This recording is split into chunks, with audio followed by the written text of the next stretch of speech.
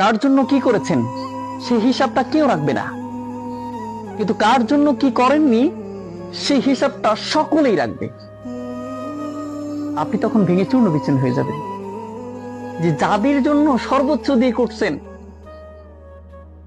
যেই আশা চাওয়া পাওয়া গুলো সবকিছু পূর্ণ করেছেন, কিন্তু এই কথাগুলো তারা একবারও মুখ দিয়ে উচ্চারণ করবে না, কিন্তু আপনি তার জন্য যে সামান্য একটা জিনিস আপনি করেন নাই সেই হিসাবটা আপনার মুখের উপরে ছুড়ে দেবে। এটাই হচ্ছে পৃথিবীর মানুষের নিয়ম এবং বাস্তবতা। আপনি যার জন্য যত করবেন সে আপনাকে তত আরো কথা শোনাবে।